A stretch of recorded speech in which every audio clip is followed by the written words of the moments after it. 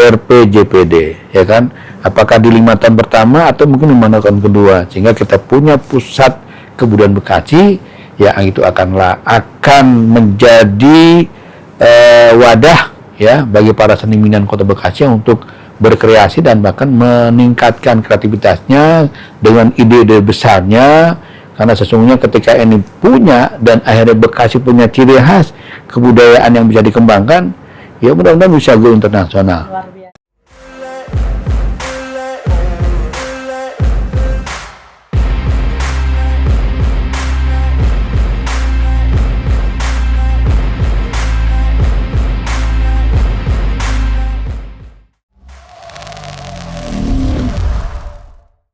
Assalamualaikum warahmatullahi wabarakatuh. Sahabat lovers, selamat datang di podcast Ada Parlementaria.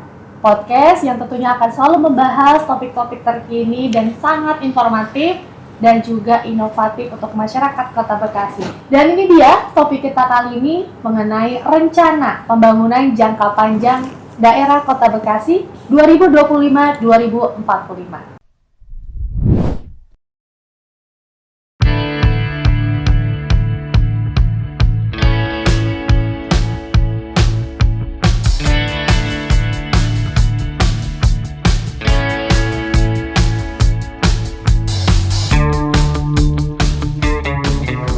Sahabat Ada Lovers, Kota Bekasi sebagai salah satu kota yang berkembang pesat di Indonesia menghadapi berbagai tantangan dan peluang dalam menjaga kualitas hidup masyarakat serta mengoptimalisasikan potensi ekonomi dan juga infrastrukturnya. Dengan RPJPD sebagai pemandu, kita akan menjelajahi tentunya bagaimana rencana strategis ini membentuk landasan yang kokoh untuk mencapai visi misi Kota Bekasi maju, berkelanjutan, dan ihsan. Tentu narasumber kita luar biasa sekali karena kita sudah kedatangan Ketua DPRD Kota Bekasi, Bapak Haji Saiful Dawas. Assalamualaikum. Waalaikumsalam. Sehat Pak? Alhamdulillah. Nah, karena ini topiknya kita ngobrol-ngobrol santai ya. Jadi saya akan menanyakan beberapa hal yang tentunya asik untuk diobrolin tapi juga berisi untuk teman-teman Ada Lovers ya Pak Saiful ya. Untuk mengawali mungkin boleh sapa-sapa teman-teman Ada Lovers dulu yang sudah menanti topik kita apa aja sih rencana pembangunan kita bersama Ketua DPRD Kota Bekasi. Silakan Pak Saiful. Baik, Assalamualaikum warahmatullahi wabarakatuh, sahabat lovers sekalian. Alhamdulillah pada kesempatan pagi hari ini ada tema yang akan didiskusikan berbicara tentang Kota Bekasi. Kita tahu Kota Bekasi adalah kota yang menjadi harapan masyarakat Kota Bekasi yang tinggal di daerah pemukiman ataupun perumahan ya. Dan Kota Bekasi memang ini menjadi tumpuan bagi warga kota dan sekitarnya. Maksudnya kota DKI, warga kota Jakarta. Kenapa? Ya tentunya daerah yang bisa memberikan warna tersendiri karena kepadatan di DKI tentunya banyak warga DKI pindah ke Kota Bekasi. Dan ke depan ini menjadi suatu hal yang menarik. Kenapa? Karena kita dihadapi oleh kondisi global. Kondisi yang kemudian menuntut Bekasi harus tampil menjadi kota modern. Menghadapi situasi itu tentunya sesuai dengan amanah undang-undang ya terkait dengan sistem perencanaan pembangunan nasional sebagaimana diatur oleh Undang-Undang 25 tahun 2004 ya, kemudian juga dilandasi dengan Peraturan Menteri Dalam Negeri Nomor 86 tahun 2017 tentang tata cara perencanaan, pengendalian dan evaluasi pembangunan daerah. Ya, kemudian ada instruksi Menteri Dalam Negeri Nomor 1 2004 tentang pedoman penyusunan rencana pembangunan jangka panjang daerah 2025-2045. Oleh karena itu ini tentunya kami di DPRD setelah mendapatkan surat dari PJ Wali Kota dalam menyusun ya terkait dengan RPJPD di rencana pembangunan jangka panjang daerah 2025-2045. Jadi 20 tahun ke depan seperti apa sih wajah Bekasi gitu ya. karena memang sudah menjadi amanah ya, sehingga ini akan dibahas oleh pansus yang ditugaskan oleh DPRD ya, yaitu pansus ke-50, sehingga nanti ada kesepakatan bersama, karena memang ini given, raperda given yang tentunya harus serius dibahas, harus fokus, dan tidak hanya dua lembaga saja dalam hal ini, eksekutif pemerintah kota ya, dengan DPRD, tapi juga akan melibatkan stakeholder yang ada, karena pembangunan Kota Bekasi bukan milik pemerintah atau penyelenggara, dalam hal ini wali kota dengan jajarannya dan DPRD, tapi ini milik kita bersama. Oleh karena itu, mudah-mudahan di acara podcast ini akan bisa memberikan satu pandangan apa sesungguhnya RPJPD Kota Bekasi 2025-45, dan tentunya juga kami dalam hal ini saya sebagai Ketua DPRD mengharapkan ada masukan ya, sehingga dalam proses pembahasan RPJPD ini akan lebih memberikan makna, bukan hanya dalam konteks kepentingan penyelenggara dalam hal ini wali kota dan jajaran serta DPRD, tapi adalah ini sesungguhnya rencana pembangunan jangka panjang daerah Kota Bekasi 2025 dan 2045 untuk dinikmati oleh seluruh warga masyarakat Kota Bekasi. Luar biasa sekali nih. Goals-nya bagaimana harapan dari Ketua DPRD untuk masyarakat Kota Bekasi ada lompat. Oke, Sobat Lovers, ini luar biasa sekali. Sebelum kita nanti akan bahas bagaimana sih rancangan pemerintah kota yang disampaikan ke DPRD dan apa saja pembahasan yang didiskusikan di teman-teman DPRD sendiri agar masyarakat di Kota Bekasi ini benar-benar merasakan dari peta pembangunan Kota Bekasi di masa depan. Sebelum itu, Bang Haji ya, ini kan masyarakat Kota Bekasi tentu kompleks ya, masyarakatnya hetero, banyak sekali pendatang. Tentu ini juga menjadi salah satu permasalahan tersendiri di Bekasi. Kulturnya kita juga masih sangat beragam. Nah, apakah dari perbedaan kultur ini mempengaruhi pembahasan-pembahasan di DPRD atau seperti apa Ketua DPRD memandang hal ini? Oh, baik, terima kasih. Ya, memang tidak bisa dipungkiri ya, masyarakat Bekasi ini heterogen ya. Dari Sabang sampai Merauke itu ada, ya kan? Tentunya persentasenya nanti bisa dilihat di dalam statistik. Artinya miniatur wajah Indonesia ada di Bekasi. Makanya dalam konteks menyusun rencana pembangunan jangka panjang gitu ya, ini sekali lagi kepentingannya bukan kepentingan satu golongan, satu suku, satu ras, agama, tapi ini untuk mengayomi kepentingan seluruh masyarakat Kota Bekasi, sehingga keheterogenan warga Bekasi ini tidak memberikan satu kendala ya, sehingga justru inilah dinamikanya, inilah yang kemudian bisa menjadi role model ya kan. Kenapa tadi dikatakan ya, dengan keheterogenan Bekasi sesungguhnya ini miniatur wajah Indonesia. Nah, mudah-mudahan ke depan ketika kita akan menyusun rencana pembangunan jangka panjang 20 tahun ke depan, ini bisa tersusun dengan rapi, sistematis, dan apa yang diharapkan ya, baik ini merupakan amanah ya dari pemerintah pusat, amanah dari pemerintah provinsi, ini bisa kita jalankan. Karena sekali lagi kita menjadi bagian yang tidak terpisahkan.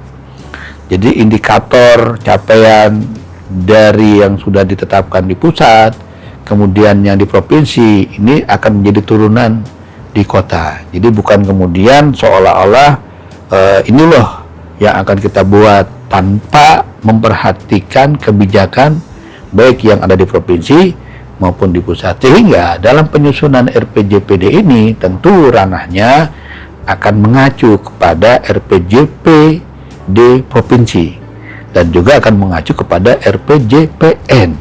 Ya kan, kita tahu bahwa RPJPN kita ke depan bagaimana menjadikan Indonesia emas. Oke. Kalau boleh tahu Bang Haji, RPJPD Kota Bekasi ini sekarang fokusnya di 2025 sampai 2045 itu difokus di isu-isu apa saja sih memang? Baik, sesungguhnya ini menjadi persoalan kita ya. Pertama kita lihat dari proyeksi kebutuhan air. Ya. Ini luar biasa. Dan pertambahan penduduk ya. Kalau melihat dari trennya kan meningkat terus ya. Di 2025 ini sekitar 2,6 lebih lah juta penduduk. Terus bertahan ya 2,64, naik 2,67, naik 2,7 sampai tahun 2045 itu 3,1 juta penduduk Bekasi. Bahkan boleh jadi mungkin lebih, kita nggak tahu ya. Ya dengan indikator-indikator dari yang kemudian memang akhirnya harus meninggalkan dunia, ada juga kemudian harus istilahnya lahir gitu ya, atau juga mungkin ada yang pendatang pindah gitu, apakah mungkin dari DKI juga, mungkin dari Depok, atau mungkin dari berbagai daerah yang ada, sehingga ini juga akan sangat mempengaruhi kebutuhan air. Nah, sehingga bagaimana kemudian kita menyiapkan ya pasokan air, ya kan, kebutuhan air itu juga menjadi hal yang sangat signifikan. Itu pertama, ya kan, sehingga diharapkan ini kalau 2045 itu sekitar 139,60 juta mililiter ya, itu per tahunnya gitu ya, sampai luar biasa lah. Nah, sehingga ini kita siapkan. Dan kalau melihat proyeksi itu, kalau melihat nih dari arah Jalan Ahmad Yani, bukan Jalan Ahmad Yani, Jalan Kiai Nur Ali, itu kan sudah ada proses pemasangan pipa-pipa, kemudian masuk lagi ke daerah Pondok Gede dan sekitarnya gitu kan. Dan ini memang menjadi salah satu proyek nasional juga gitu ya, sehingga kebutuhan air yang dibutuhkan oleh masyarakat Bekasi sudah disiapkan demikian rupa gitu ya. Ini satu. Begitu juga tentu yang tidak kalah penting terkait dengan kebutuhan dasar ya. Jadi bahasanya di dalam penyelenggaraan pemerintahan itu ada yang disebut dengan urusan wajib dasar. Nah, urusan wajib dasar yang sangat urgen itu berkaitan dengan masalah pendidikan, ya kan?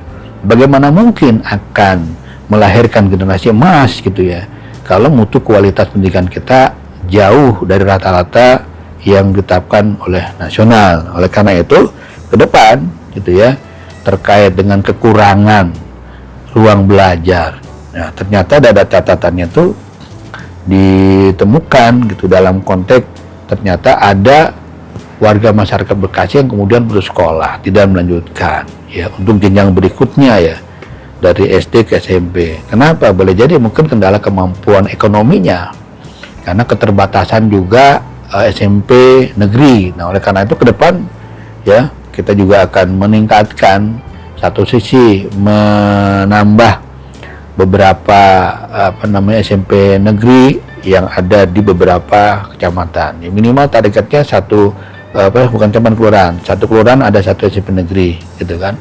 Kalau memang kemudian memungkinkan dengan jumlah penduduk yang cukup banyak, akhirnya ya bisa saja mungkin ada satu penambahan lagi ya untuk satu SMP di di kelurahan, atau juga kita akan meningkatkan rombelnya, kelasnya, sehingga diharapkan masyarakat Kota Bekasi bisa menanti. Atau solusi yang berikutnya adalah bagaimana swasta yang punya peran luar biasa memberikan kontribusi dalam rangka turut serta mencerdaskan ya kehidupan bangsa, turut serta melahirkan sebuah generasi yang cerdas ya, generasi yang diharapkan menjadi generasi emas ya. Ini peran serta masyarakat dalam hal ini pihak swasta juga luar biasa. Nah, nanti kita akan kerjasamakan kolaborasi sehingga tidak ada kemudian seolah-olah swasta kekurangan murid. Kenapa? Karena diambil berombol-ombol dengan SMP dan seterusnya. Ini yang menjadi catatan kita. Oke. Ngomongin peningkatan sumber daya manusia kan selain unsur pendidikan juga ada unsur kesehatan dan juga kemandirian ekonomi ya, Bang Haji ya. Mungkin bisa dijelaskan juga apa rencana jangka panjang pemerintah Kota Bekasi ya untuk di sektor pendidikan dan juga kemandirian ekonomi untuk masyarakat Kota Bekasi, Bang Haji. Ya, tentunya ini menjadi hal yang sangat penting ya. Karena kan SDM unggul tentu tidak akan mungkin terwujud ketika kesehatannya juga tidak memberikan penguatan, ya kan? Karena bagaimana mungkin anak akan bersekolah kalau ternyata kondisi kesehatannya lebih lemah. Nah, oleh karena itu ke depan pemerintah Kota Bekasi ya dalam rangka penyusunan RPJPD juga akan sangat memperhatikan kualitas, ya bagaimana pelayanan kualitas yang bermutu, gitu ya, dan juga mengantisipasi ya kaitan dengan bahasa tindakan preventif. Jadi jangan kemudian menyediakan sarana pelayanan pendidikan itu kan kuratif, mengobati, preventif. Sehingga perlulah ada tenaga-tenaga kesehatan masyarakat yang bisa melakukan satu upaya edukasi bagaimana hidup sehat, gitu ya. Kemudian juga tata lingkungan yang kemudian harus benar-benar sehat dan bersih, gitu ya. Di samping itu tentu penyediaan puskesmas ya sebagai ujung tombak terdepan ini harus mampu melayani secara prima, ya kan. Dan kemudian kita juga sudah ada RSUD tipe D ya, mungkin belum signifikan ya, ke depan hampir setiap kecamatan akan ada RSUD tipe D, dan RSUD tipe D yang ada kemudian kita naikkan lagi menjadi tipe C.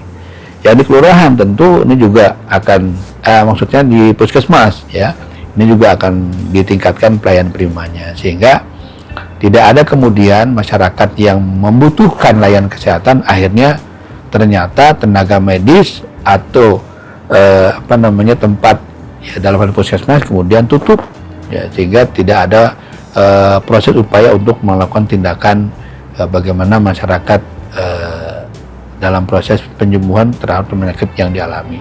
Itu diantaranya. Oke Bang Haji, ini pertanyaan terakhir dan isunya menurut saya sangat penting sekali. Selain kita membahas bagaimana rancangan pembangunan daerah, peningkatan kapasitas sumber daya manusia gitu ya. Di samping itu juga kita berkewajiban untuk menjaga warisan budaya Bang Haji. Oh iya. Nah bagaimana sih pemerintah kota melihat itu, apa strategisnya, rencananya gitu? Tapi penting sekali sebagai ciri khas dari masyarakat Kota Bekasi, Bang Haji. Silakan. Baik, tadi ada yang belum terjawab ya kaitan UMKM ya. Oh iya. Dan ini juga sangat penting ya, karena pada saat Musrembang Kota saya juga sudah menyampaikan ya dalam rangka meningkatkan kualitas. Kalau kualitas pendidikan sudah, kemudian juga kualitas kesehatan sudah, yang ini sangat penting bagaimana yang disebut dengan ketahanan ekonomi keluarga. Ya, betul. Ya kan? Karena ketahanan keluarga clear lah.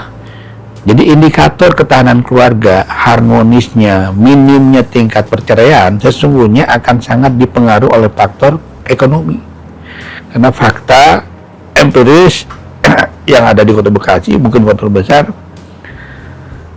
meningkatnya tindakan perceraian, putusnya ikatan perkawinan di antara masalah ekonomi. Nah, disinilah kemudian menjadi titik tekan kita. Bagaimana menghidup dan mengembangkan UMKM yang kita awali dari ketahanan ekonomi keluarga. Jadi kalau misalnya ada satu wilayah RW gitu ya, hidup UMKM yang dikelola oleh PKK gitu ya, PKK RT, kemudian RW gitu kan, dengan satu home industri yang ternyata memang dibutuhkan oleh masyarakat Kota Bekasi, mungkin di kecamatan lain dan kecamatan juga buat yang dibutuhkan oleh kecamatan berikutnya.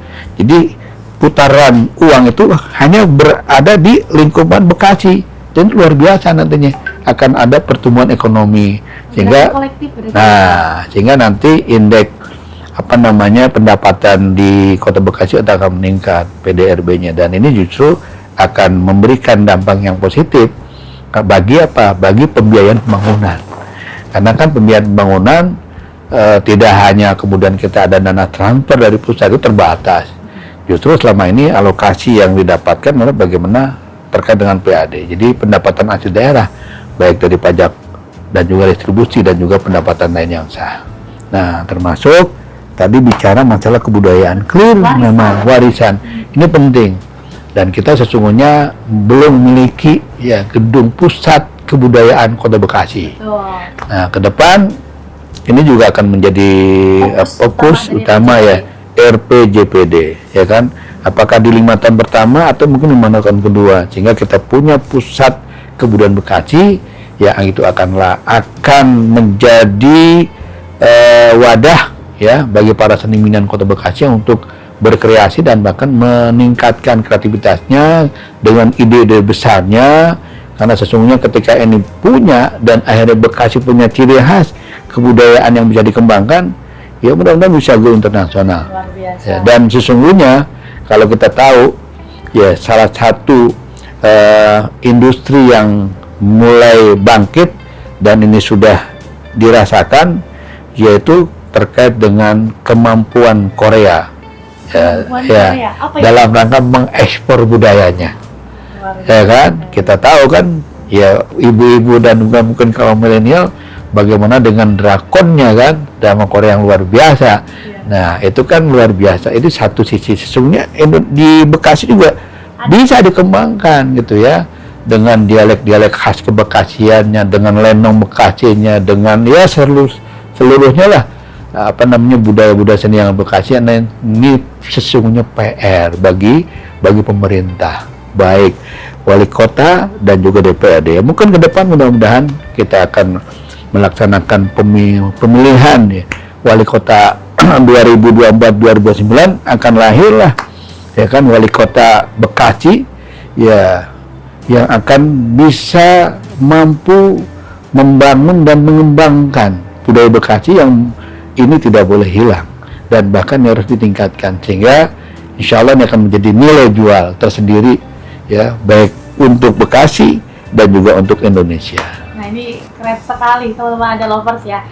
Saya juga berharap semoga rancangan pembangunan ini tentu memperhatikan bagaimana menjaga tradisi-tradisi yang ada di Bekasi. Karena kalau bukan orang Bekasi, siapa lagi yang akan menjaga dan juga merawat Bekasi? Jangan sampai nanti generasi-generasi kita selanjutnya hanya mendapatkan cerita Bekasi zaman dulu tapi tidak merasakan Iya, betul. Oke.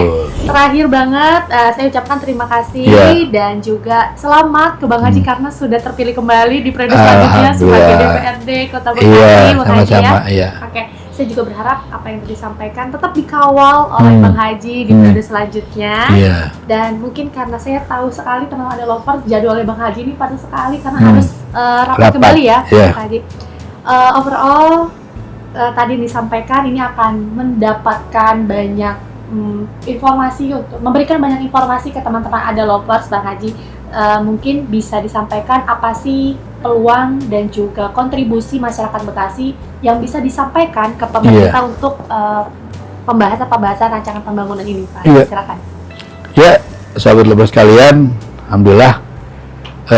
Tentu sekali lagi saya sebagai Ketua DPRD dan juga teman-teman yang sedang membahas di Pantus 50 tentang RPJPD mengharapkan masukan dari seluruh elemen masyarakat untuk menyempurnakan ya substansi arah kebijakan termasuk juga program 20 tahun ke depan ya, sehingga diharapkan sekali lagi nanti ketika ini nanti disahkan sesungguhnya ini milik penduduk dan warga Bekasi ya, sehingga ini akan bisa menjadi acuan ya pemerintah 20 tahun ke depan. Jadi nanti wali kota terpilih 2024-2029 ini akan mengacu kepada RPJPD ya, dalam menyusun RPJMD ya kan, baik 5 tahun pertama, terus 5 tahun kedua, ketiga sampai keempat, sehingga kesinambungan pembangunan ini akan bisa kita lihat, akan bisa rasakan, sehingga ada istilah jangan kemudian kita dicap Bekasi ini ada di planet lain. Ya, itu saja. Sekali lagi terima kasih dari saya. Oke, terima kasih Bang Haji. Teman-teman Ada Lovers, tentu itu dia topik pembahasan eksklusif kita bersama Ketua DPRD Kota Bekasi, Bang Haji Saiful Daulah. Betul ya? Bang Haji Saiful Daulah.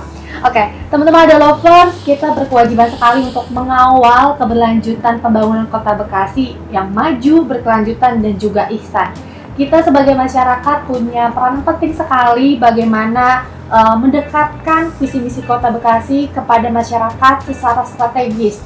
Selanjutnya, teman-teman jangan lupa tetap semangat dan antusias dalam mendukung kemajuan Kota Bekasi. Jangan sampai kita apatis sebagai generasi-generasi muda yang punya kesempatan luas untuk membangun negara kita lebih baik lagi.